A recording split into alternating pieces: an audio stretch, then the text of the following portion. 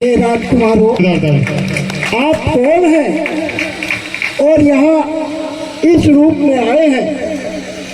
आपका नाम क्या है? अपना परिचय दीजिए। हे केवटराज, मैं अयोध्या के राजा महाराज दशरथ का पुत्र राम हूँ। यह है मेरा छोटा भाई लक्ष्मण और ये है जनक नंदिनी हमारी पत्नी सीता है। राम, आपके दर्शन पाकर मैं कृतज्ञ हो गया। प्रभु, आज तक आपका नाम ही सुन रहा था, आज आपके दर्शन होकर मेरे तो भाग्य ही खुल गए। प्रभु उठो केवटराज, उठो। तुम्हारा स्थान हमारे चरणों में नहीं, हमारे हृदय में है। एक बार भी हमें सीने से लगा लो।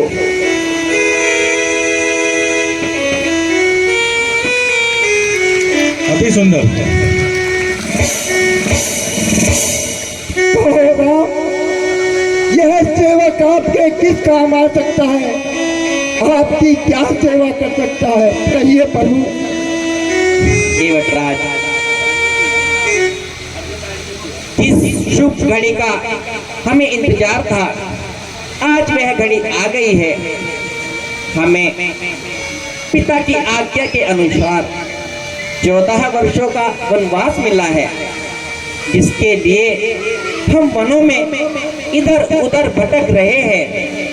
परंतु हम जानते हैं कि तुम हमें सही मार्ग दिखाओगे, जिससे हमारे 14 वर्ष पूर्ण हो जाएंगे। क्योंकि हम एक ऐसा स्थान पर जाना चाहते हैं जहां हम ऋषि मुनियों की सेवा कर सके। प्रभु, निषाद राज जी ने आपको मेरे पास लाकर मेरा भाग्य उदय करा दिया है। मैं निषाद राज जी का बहुत आभारी हूँ कि आज उनके द्वारा आपको यहाँ लाकर मेरे ऊपर जो भाग था वो खत्म कर दिया है। प्रभु, कहिए प्रभु, मैं क्या सेवा कर सकता हूँ आपकी? हे केवटराज, मुझे मालूम है कि आपके पास एक नैया है। कृपया कर यदि आप हमें तीनों को उस नैया में बिठाकर इस सरयू नदी के पार पहुंचा दे तो आपकी अति कृपा होगी। प्रभु, सोचने का विषय है। आपके पाँव में जादू भरा है। प्रभु, मेरी तो लकड़ी की नाव है, मैं कैसे आपको पार लगा दूंगा? मैंने सुना है प्रभु, आपने एक शिला को नारी के रूप में उसका अवतार किया है। प्रभु, मैं आपको अपनी नाव में कैसे पार लगा सकता हूँ? प्रभु,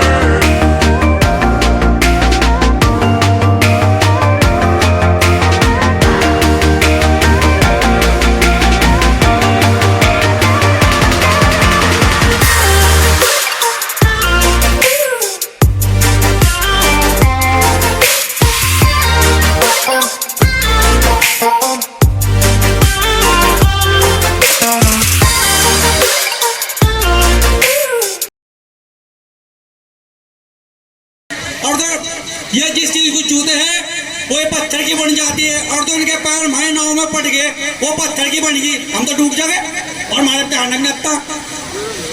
प्रभु,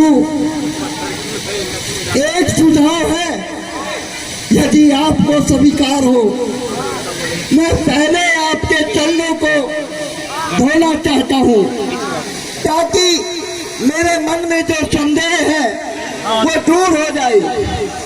उस संदेह को दूर करने के लिए आप मुझे आज्ञा दीजिए प्रभु।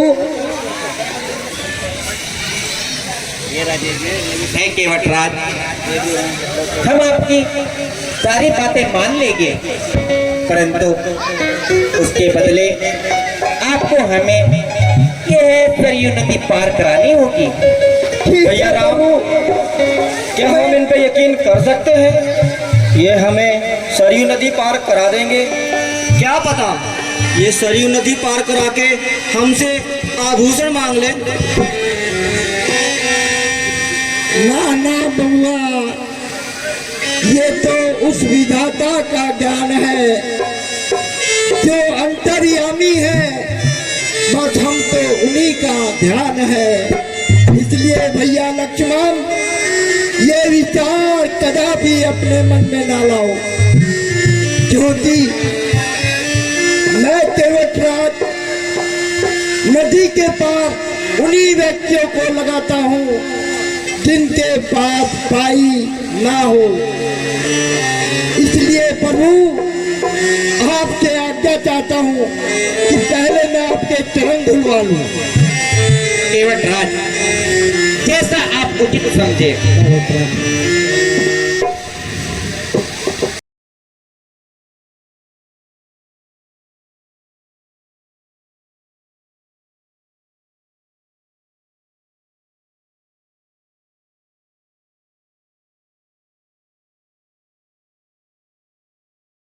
अब मुझे विश्वास हो गया है कि मैं अपनी नाव में आपको बिठाकर नदिया के उस पार ले जाऊंगा। आइए प्रभु, आइए। सरकार, तनिक थोड़ी देर रुक जाइए। ये पानी हम भी थोड़ा ग्रहण कर ले, हमारे पाप पड़ जाएंगे। आ जाओ भाई, आ जाओ।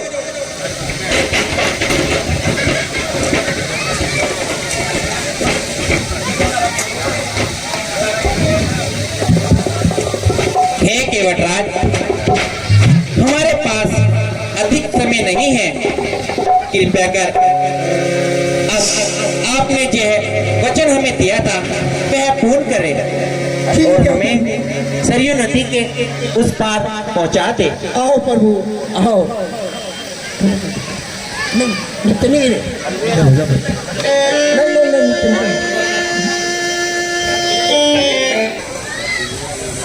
बैठिए सीता माता, आप भी बैठिए। आओ लक्ष्मण भैया, बैठिए।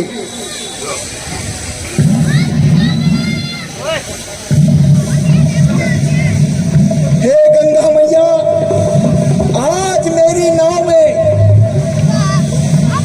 श्री राम विराजे हैं। हे गंगे मैया, आज तक मैंने कितने ही राहगीरों को इस नाव से पार लगाया है, पर आज मेरी किस्मत खोलने के लिए प्रभु श्री राम मेरी नाव में बैठे हैं। इसलिए आपसे प्रार्थना करता हूँ, हे गंगा मैया, धीरे धीरे बहना। मेरे प्रभु राम को कहीं हिचकोले ना लग जाए, माता सीता को और भैया लक्ष्मण को। इसलिए गंगे मैया, धीरे धीरे अपने स्वर को रखना।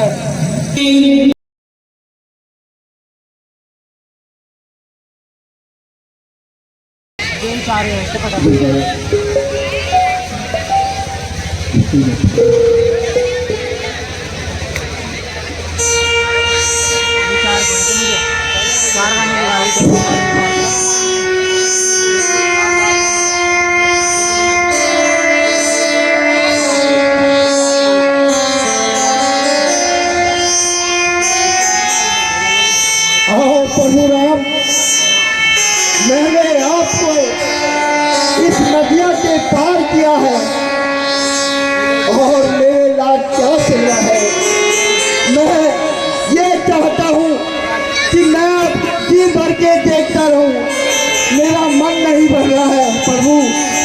इतनी सुहानी सूरत, मेरा मन करता है कि आप यहीं ठहर जाओ और मेरी सेवा ले आओ। हे केवटराज, तुमने हम पर जो ये एहसान किया है, हम इसे जीवन भर नहीं भूलेंगे। नहीं नहीं प्रभु, मेरा तो कर्तव्य है। मैं हर आने जाने वाले राहगीर को इस नदिया के उस पार लगाता हूँ। प्रभु, इसमें कोई नुकसान नहीं। हे केवटराज, मैं तुम्हारा आभारी हूँ, परंतु मेरे पास तुम्हें देने के लिए कुछ भी नहीं है। नहीं नहीं प्रभु, तुम भी मेरे भाई हो और मैं भी आपका भाई हूँ। धोबी नाले धोबी से, नाई लेना नाई से, ये कैसी उतराई है जो मांगे मोहर लगाई है। जोरदार तालियां।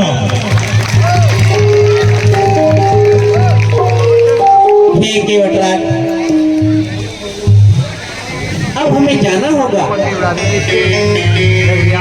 ठीक है प्रभु, जैसी आपकी इच्छा। मैं तो आपकी सेवा में तत्पर हूँ। आपकी सेवा से मेरा मन गदगद हो गया है प्रभु। हे ईश्वर, ऐसा समय मुझे मिला है कि मुझे आपके साक्षात दर्शन हुए प्रभु। हे केवटराज, जब जब इस धरातल पर मनुष्य जन्म लेगा, तब तब इस केवटराज की यह कथा गाई जाएगी। आयुष्मान भव। अति सुंदर।